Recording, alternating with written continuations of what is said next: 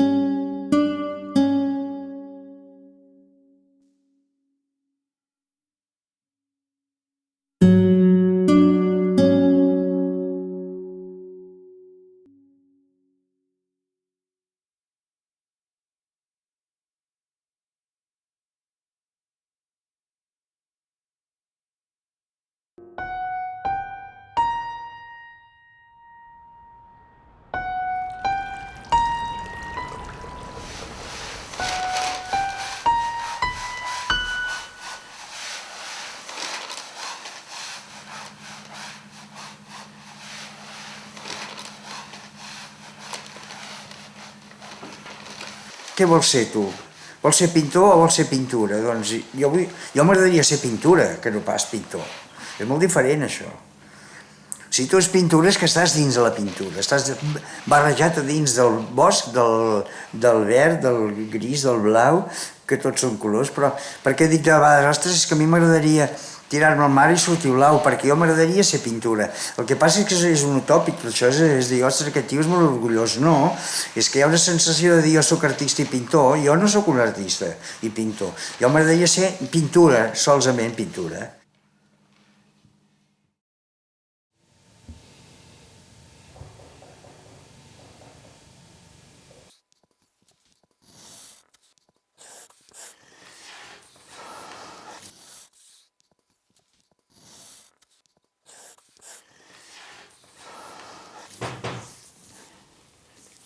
Davant!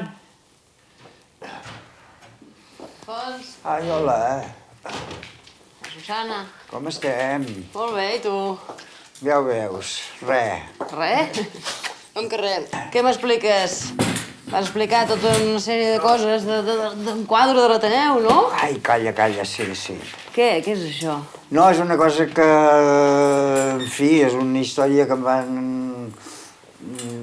dir que els faria gràcia que ho fes jo, que és un gran mural pel vestíbul, diguem-ne, de l'entrada a l'auditori de l'Ateneu barcelonès. I llavors espero una tela perquè jo no vull teles cosides, perquè no vull sigui pla com tot el que... Una sola peça. El que faig, m'ho havien d'enviar de Suïssa però no arriba i ni m'ho enviaran. I ara he demanat un lli a Madrid, que diuen que hi ha una empresa que ho tenen, que m'han dit que sí, que ho envien, i ho estic esperant. Mentre esperes la tela has fet molta feina. Bueno, penso bastant, sí. I així què? El nostre documental quan el farem? Ai, mare de Déu.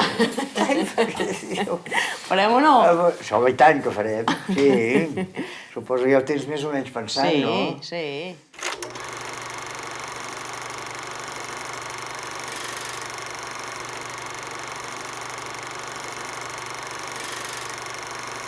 Nosaltres vam venir a Sabadell als anys 40.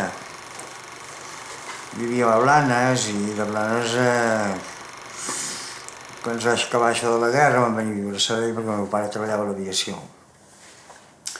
Llavors ens vam quedar aquí. I del 40 al 50, esclar, són anys d'aquells de fer el que podies.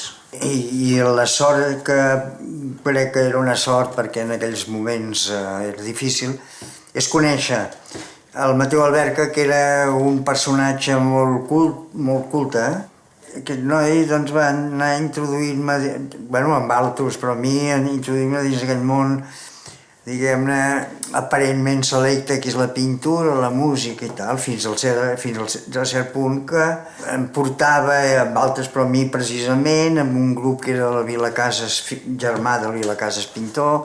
Allà escoltaven música amb un discos d'aquests, La Voz de Suamo, etc. I això és Stravinsky, escolta, que és molt bo. Esclar, jo no tenia res de res, però hi havia la confiança del que et diu, escolta, que això que està bé, no? I llavors, esclar, vaig conèixer l'Angle, vaig conèixer uns quants pintors de Sabadell, i els diumenges anàvem a pintar, era ben millor d'anar a pintar. Aviam, hem rebut la tela. Sí, tu, és tan prima, que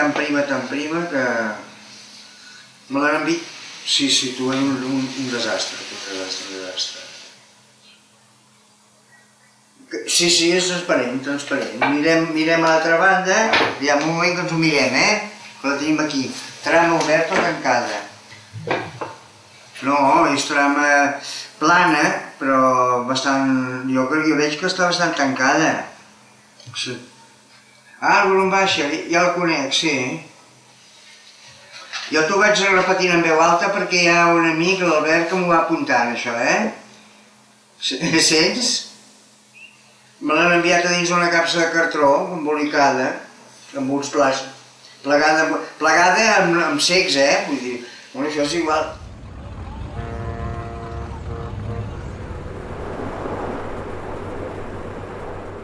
Quan em va tocar fer la mili, jo vaig anar allà perquè ja hi havia la càmera, hi havia molts pintors que pintaven marines i barques, perquè estava arran de mar, allò.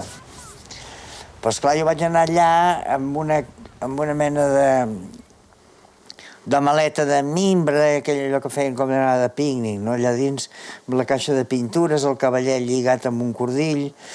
I jo m'anava com si anés a París. Jo no pensava que la mili era una merda, oi? I a l'anar allà hem de parlar amb l'Anglada. I hem de parlar, i un dia no sé per quina punyeta va passar, tu, que el vam estar observant i el vam enganxar, no? Senyor Anglada, digueu.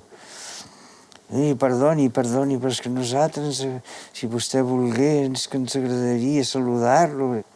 Diu, ai, mare de Déu, diu, si us ha picat la mosca de la pintura, ja no us la traureu de sobre. Ai. Que podríem venir a veure, sí, veniu a veure'ns com vulgueu. Em va dir. I moltes vegades, quan arribava allà, el sentia amb un magnetofon d'aquest lliu de corda. Seu, un moment que estic escoltant Wagner. Em havia fet entrar al seu estudi. M'ensenyava els dibuixos que després van sortir molt, els apunts que feia dels cavalls i carros de les Alps quan anaven carregats de cols i de menjar. Esclar, era un home que a mi em va tocar molt, però molt. I després m'ensenyava les obres que feia. Esclar, jo les veia de prop, aquestes obres, les veia a un metro de distància.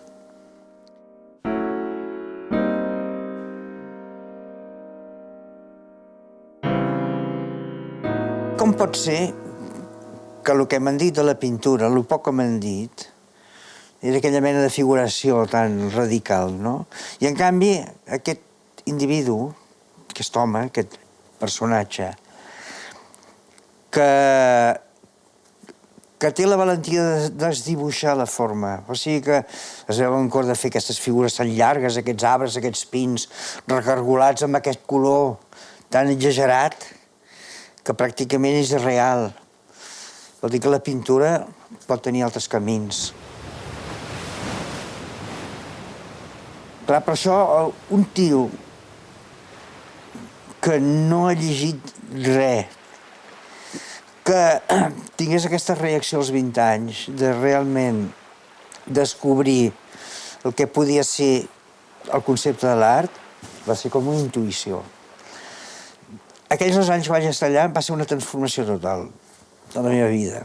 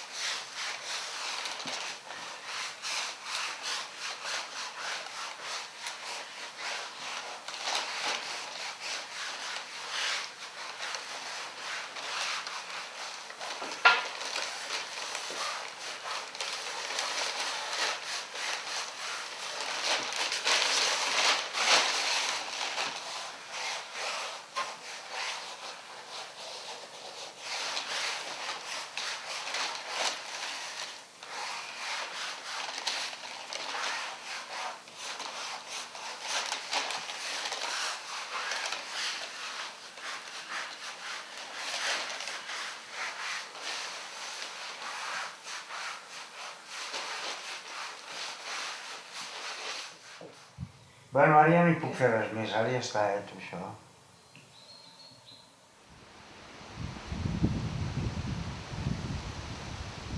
Després de Mallorca, quan vaig tornar a Sabadell, em vaig donar compte que realment aquesta mania que jo tinc de l'ordre-desordre, però més aviat l'ordre que el desordre, era la clau per la meva obra.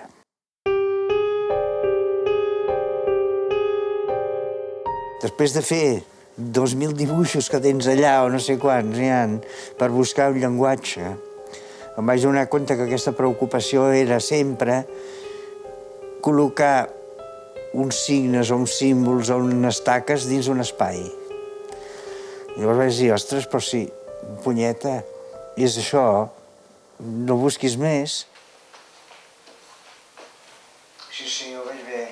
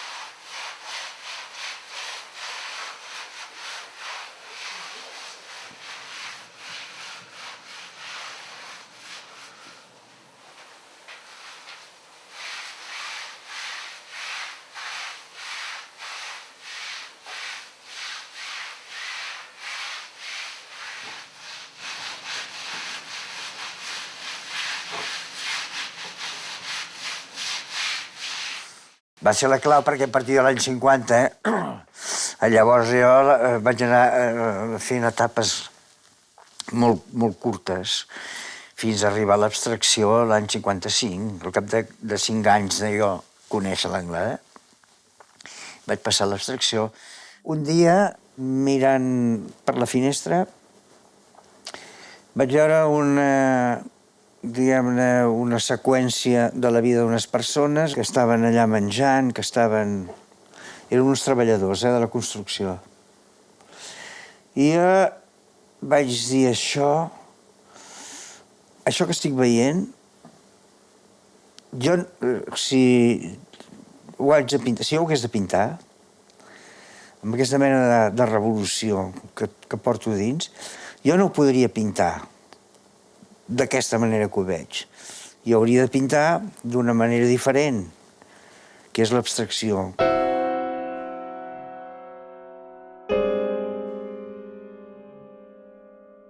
I llavors vaig començar a fer les primeres taques que ja es poden veure, que hi ha molt poca obra, potser 5 o 6, que es poden veure que hi ha tot el dramatisme d'aquella escena, d'aquella situació.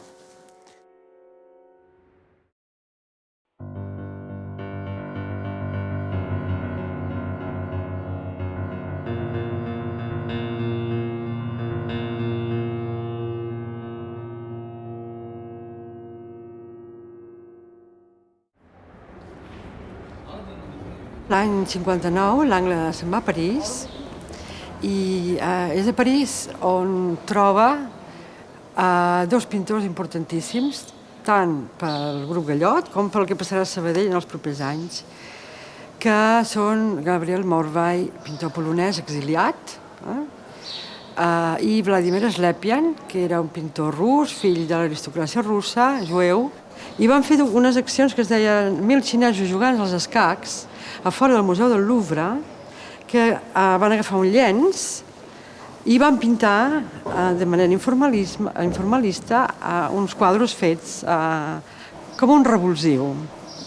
És a partir d'aquesta idea d'entendre l'art com una cosa que va més enllà de la tela, que van començar a pensar, quan l'Angle va retornar a Sabadell, va començar a pensar que amb els amics pintors de l'informalisme, és a dir, d'avançada, podien ells també fer el mateix, és a dir, constituir-se com a grup. I va ser d'aquesta manera. L'Antoni Angle torna a Sabadell, es posa en contacte amb Joaquim Montserrat, amb Llorenç Balsac, amb Josep Llorenç, amb Vilaplana, amb Borrell, i crearan, i amb Bermúdez, i crearan el grup Gallot. I van decidir de pintar 100 metres amb un ruló de paper de 100 metres a la plaça de Catalunya, tots alhora, és a dir, que un anaven pintant i l'altre passava i pintava al damunt. És a dir, que creaven una obra col·lectiva en la qual es negava el gest creador individual. Però això només va ser una acció, perquè les accions del grup Gallot van continuar. Aleshores, l'Antoni Angle va, jugant amb el nom dels gallots, va agafar 3 teles, va agafar gallines, els va pintar les potes de colors i les va fer passar per sobre dels 3 llenços, no? I aleshores va fer una gran exposició d'aquestes obres a la Galeria Mirador.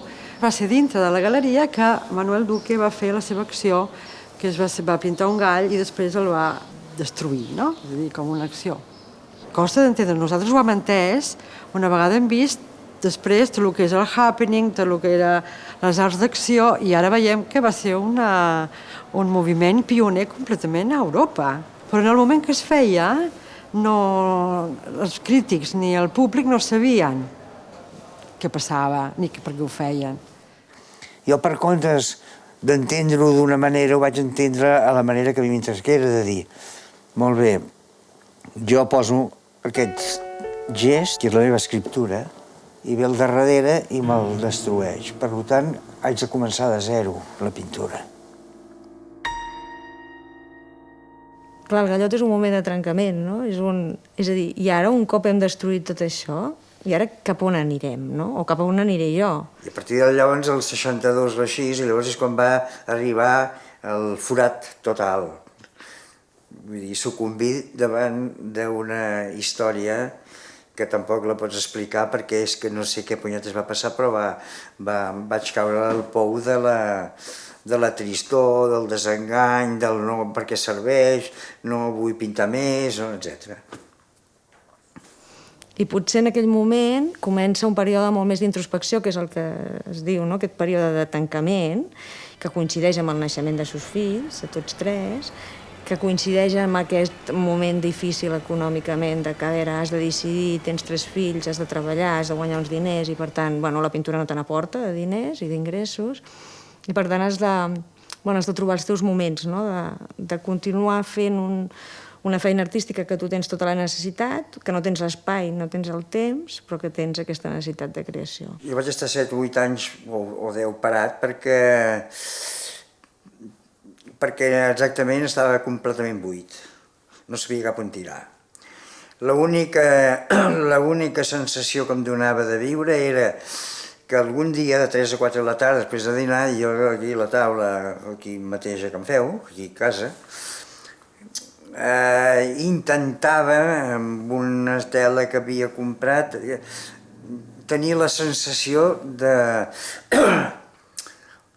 tranquil·litzar-me a mi mateix. O sigui, no donar la sensació que estava mort, sinó donar la sensació que encara podia viure de la pintura, no viure materialment, però viure emocionalment de la pintura. És a dir, ell volia pintar i en realitat el que havia de fer era anar a treballar per guanyar uns diners per la família, no? Amb la meva mare, i tenir la botiga i fer de rellotger, que no li agradava i no era el que ell volia fer a vida, no? Llavors això li creava una tensió. La sensació d'aquests 10 anys era una sensació d'abandonar la pintura, de fugir, perquè la pintura era com una mena de bèstia, com un drac en el qual se t'engolia, se'n menjava. Jo el que volia era fugir-ne d'això. Intentava de tots mitjans no pensar en la pintura, fugir-ne, però esclar, era impossible, perquè aquella mitja hora que jo estava amb el color blau sobre una tela en blanc, verge, doncs esclar, em donava la sensació que encara podia viure, almenys espiritualment, durant aquells temps. O sigui que el silenci hi era, però era un silenci, a pesar de tot, dins d'un parèntesi, perquè el cap també funcionava, i el cor, i l'estimació, i l'emoció. Vull dir que no estava ben mal. Sempre hi havia un petit detall en el qual em feia sortir de l'aigua i respirar i tornar a continuar submergit. Sí que has anat veient, ara quan hem anat recuperant, que hi havia tot, que anava fent, tot i que ell potser no li donava ni la importància a tot allò que estava fent, no? Perquè ho anava guardant i ho anava guardant, o ho llançava, ho guardava en unes carpetes. Llavors, quan estires el fil, dius, bueno, sí que és un moment de silenci, però en realitat és un moment de preparació, no? De tot un període que vindrà després i que, precisament, quan comença, no podria començar si aquest període no hagués sigut plenament de reflexió artística, no? Llavors això, quan va passar aquesta mena de drama, quan aquest drac va desaparèixer bastant, és quan a partir dels 70 vaig començar a intentar una sèrie de dibuixos com molt radicals, intentant buscar la fórmula de la bona escriptura, no? Per poder explicar el que creia que havia d'explicar. A partir de que doncs, el Vinyes el va presentar el Brossa i el Lluís Maria Riera, doncs comença a despuntar i a poder ensenyar amb un entorn més artístic la seva obra. No només els amics, que sempre els ha tingut al costat, i que bueno, doncs l'entorn d'aquí sí que hi havia la Sala 3, hi havia tot un grup de gent que sí que el seguia, però eren els seus amics més íntims, però a partir d'aquestes persones que es van vincular a la seva vida, el Joan Brossa, doncs el van fer créixer amb la seva autoestima i poder desenvolupar el seu treball. No?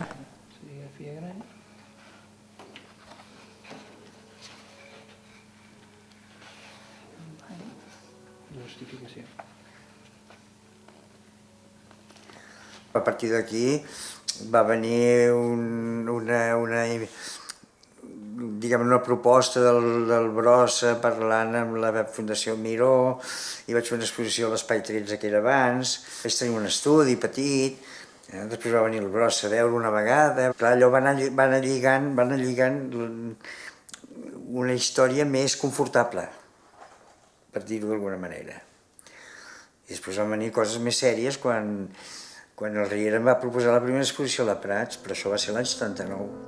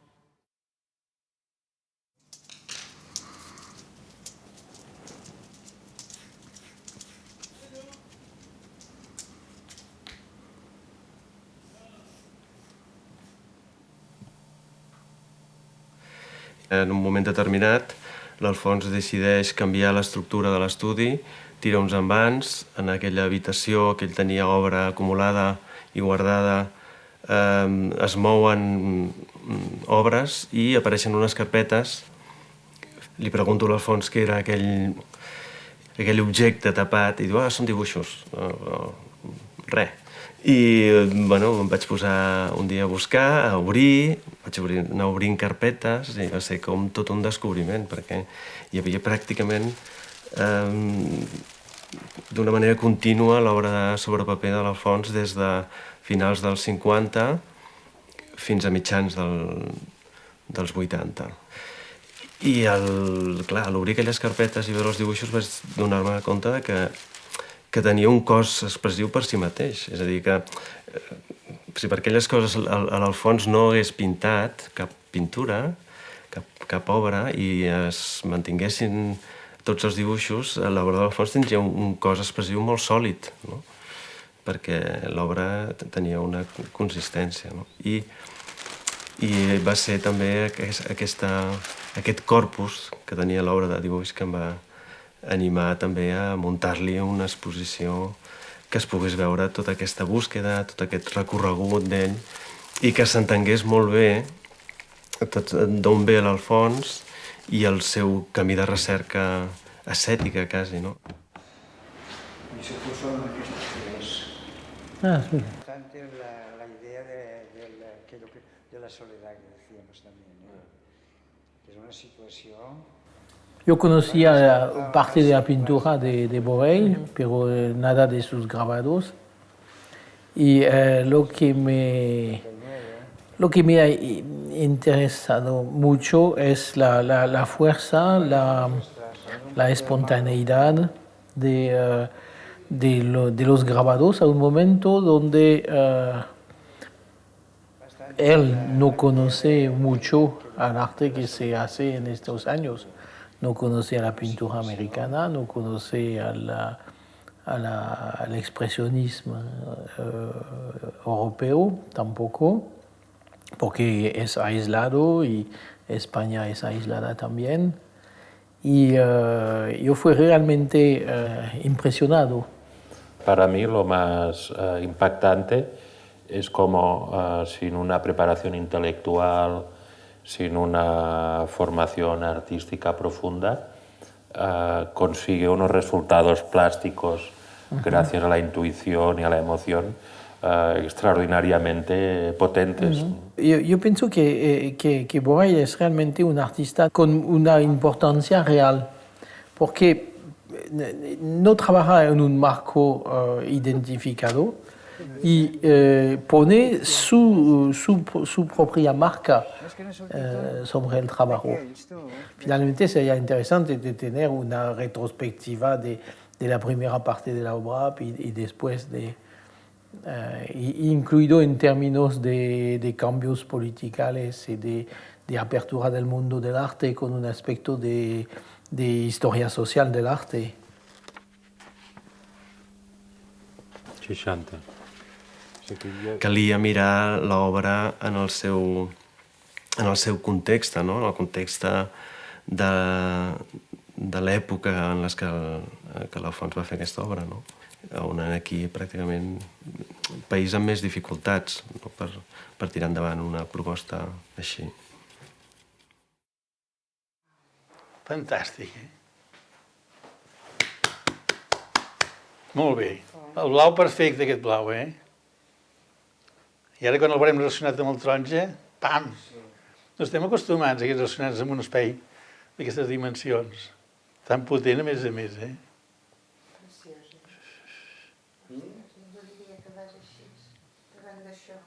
No, perquè fa mal això, Bilvinyes, em diu, hi ha un noi que té una rellotgeria a Sabadell que pinta i jo crec que el diries de veure. Jo, quan algú em diu vés a veure un pintor, doncs anava, que és una experiència molt maca, anava a un estudi d'un pintor i veuríem què passava, què és el que ha fet aquest home i has d'anar-hi amb moltes precaucions. Però pots estar segur que l'aspecte més positiu, més agradable i la vivència més maca de ser director artístic d'una galeria és això, el fet d'anar a un estudi i dir com és aquest individu i llavors dir, doncs, va, l'apoyo, el defenso i m'interessa. I això és el que vaig fer molt al fons. Vaig fer-ho amb Alfons, vaig fer-ho amb el Pere Jaume i vaig fer-ho amb altres pintors. Jo vaig conèixer Alfons Borrell de la mà de Joan Brossa i quan vam anar a visitar el seu taller a Sabadell vaig veure que ell ensenyava l'obra de la mateixa manera que jo ho feia. Això és, guardant tot el material en un racó, tu t'assentaves en el taller i llavors ell era l'encarregat d'anar presentant una obra rere l'altra sempre en un ordre narratiu, de manera que una obra influïa a la següent i a l'inversa. Per tant, es generava una sintaxi en el treball que em va semblar que era molt reveladora de la seva manera d'actuar, i en aquell cas de la meva també. Tot plegat em recorda molt aquest espai on som, que és aquesta estructura de l'escenari, oi? Que per la pinta i per les cametes i per tot plegat, fa que tornem a ser un espai d'aquests d'annexa, sintàctic, on permet tot tipus d'entrades, de paisatges escenogràfics, de personatges, etc. Que sovint són monocroms de colors, oi? Que a vegades succeeixen una rere l'altra amb molta rapidesa, a vegades són fons, a vegades són cortines americanes, es pleguen, es tanquen, amb obertures molt diverses, i fan una successió de monocroms que l'obra d'Alfons hi està emparentada no sé com.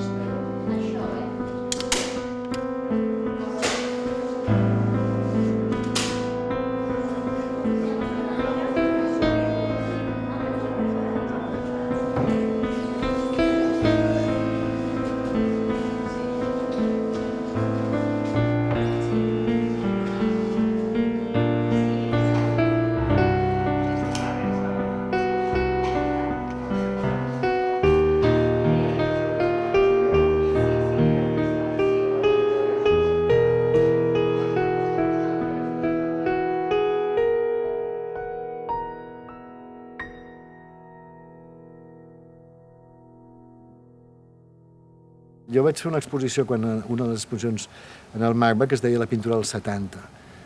I em va fer molta gràcia perquè jo no ho sabia i ho vaig veure quan es va publicar el catàleg de l'exposició del Borrell en la Tecla Sala. I és una fotografia en la que apareixen des del Tàpies, passant pel Bèctol, el Chancho, el Grau, el Broto, l'Hernández Pijuan, el Pic Adrián, és a dir, el Ràfols, el Robert Llimós, i en aquesta foto, que hi són tots, en el centre hi ha l'Alfons Borrell. Per tant, no diré que estigui en el centre de la pintura dels 70, però com a mínim forma part de la pintura dels 70 d'aquest país. I té un lloc, diguem, en aquest sentit, destacat.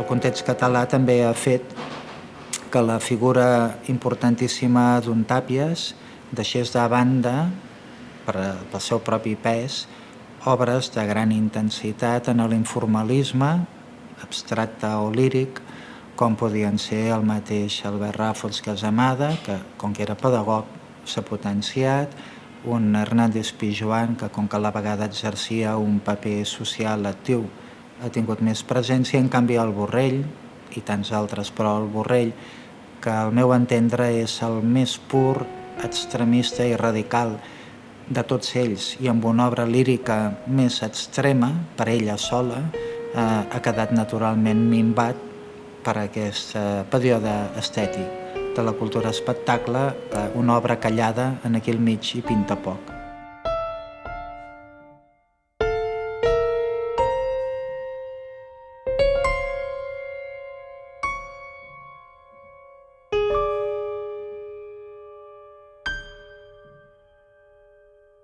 I aquesta abstracció més rigorosa, més exigent, no ha entrat mai en aquest país. Aquest país ha viscut d'aquest informalisme o d'aquesta cosa, diguem-ne, d'abstracció lírica, però no la cosa aquesta més rigorosa, més minimalista. El minimalisme és molt poc català. Perquè és que no es coneix, és que és a dir, tots els museus de Barcelona, els crítics, els historiadors, no han vist l'obra del Borrell. O sigui, no saben. Potser han vist alguna obra, però no han vist les pintures dels anys 50, no han vist ni dels anys 70. Han vist potser les últimes, les darreres exposicions a la Galeria Joan Prats, però no... La coherència d'aquesta obra, el treball i, a més, la importància d'aquesta obra no la sap ningú. Molt poca gent. Jo crec que el coneix la gent que l'ha de conèixer, perquè s'ha de conèixer tant, i això ho trobo molt absurd, diguem-ne, perquè tothom ha de conèixer. No, la gent que li interessa molt la pintura... Les persones sàvies sí que és bona de conèixer, les persones... Bueno, la gent que busqui persones sàvies ja el coneixen. El coneixen molt més del que sembla. Ell vol ser anònim, saps? Jo crec que el pintor més anònim que existeix, saps? Busca, és que ell no existeix, ell, saps? És només pintura. Per això no sé si fem bé fent un documental. No. Que no? El millor que es pot fer és no... No tocar la visibilitat. No.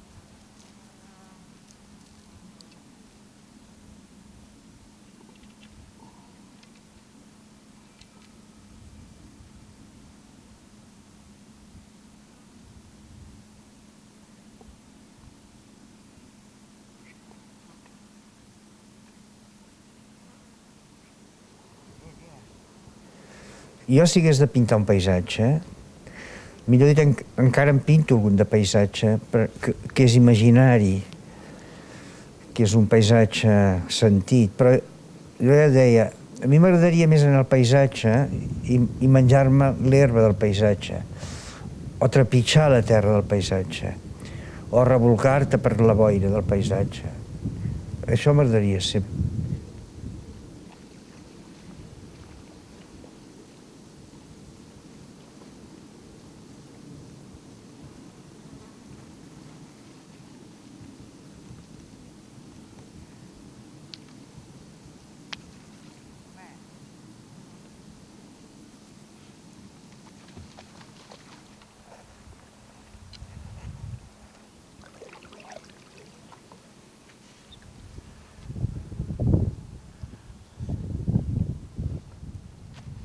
Jo m'agrada ficar-me dins de la pintura, respirar-la.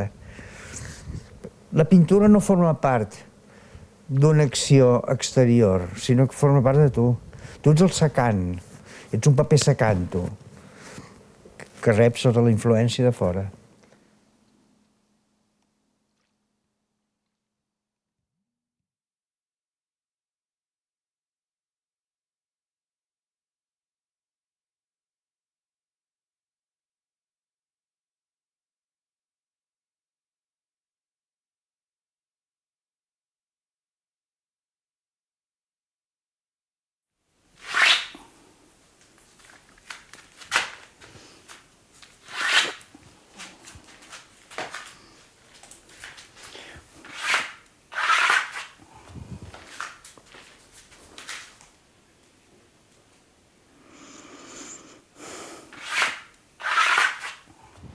una mica caracteritza més l'obra d'en Borrell és que hi ha una estructura molt ben delimitada, els quadres estan estructurats. I sovint, per estructurar-los, fa servir uns elements que es poden associar a formes naturals. En línies generals es poden associar al paisatge, a elements paisatgístics.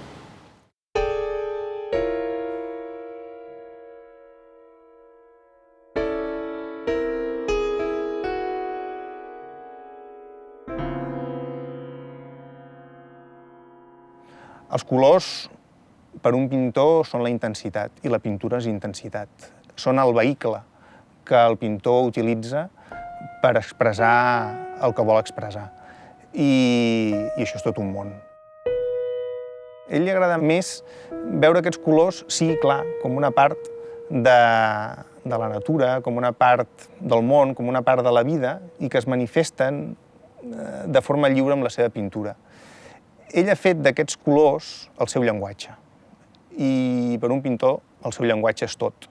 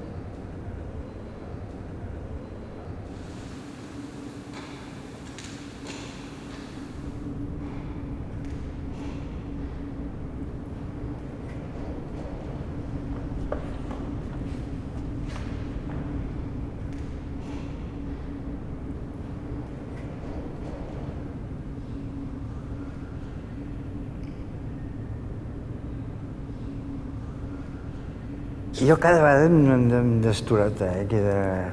és terrible. Doncs mira que és una peça difícil perquè hi ha persona que li costa entendre que per dir una paraula, una sensació tan intensa com aquesta, és millor dir-ho amb poques paraules que amb moltes.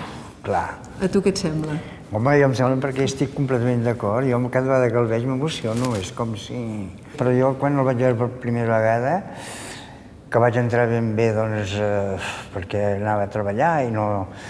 Quan ho vaig veure, ja t'ho he dit més d'una vegada, estava amb un tríptic, més petit que aquest, allà a la Santa Creu, i vaig quedar tan destrossat, tu, que és com si haguessis, no sé, escoltat, no sé, Beethoven, no? Jo suposo que per un pintor deu ser difícil dir prou. Ara ja no hi afegeixo res més, perquè ara ja he arribat al límit o a l'essència. Sí, a mi no em costa gaire per això. Perquè de vegades n'hem parlat amb els amics, el Riera i això. I diu, com és que? Dic, no, perquè hi ha una distància entre el personatge i tu. El personatge és l'obra, no? I dius, ara hi posaria un blau, però no li poso, hi ha com un dubte. I llavors consultes el personatge i diu, no em toquis, que és quan s'ha acabat, clar. Però esclar, a mi m'agrada més aquesta cosa tan sòbria, no? I en el fons sembla que estigui al límit de la consciència, de tot.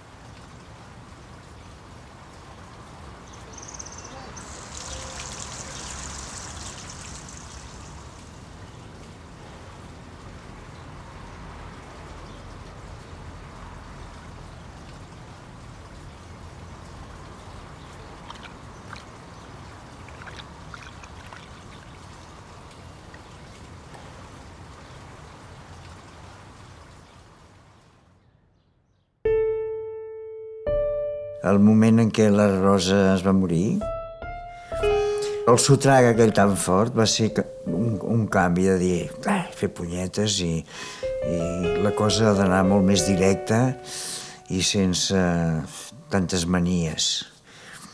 I llavors va sortir una obra bastant contundent, molt comprimida, molt oberta i gran, però comprimida, amb un record, sempre aquella sensació d'estar sol, però...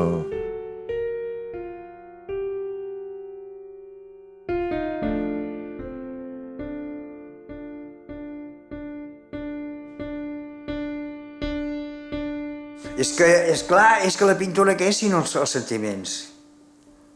Clar, què punyetes és la pintura, tu? Et penses que la pintura és sortir i pintar la casa d'aquí davant? Els colorets que té amb una posta de sol? No, la pintura és un exercici de potencial de vida. Clar, les emocions. Home, jo vull pintar l'olor, vull pintar les punxes de la rosa, jo vull pintar... jo vull pintar, és que jo vull... És que, clar, jo voldria pintar el que jo soc, el que jo penso, i les pors també, no el maco també, les pors. Com pintaries tu la por? Doncs digue-ho. Com pintaries tu la soledat? Com?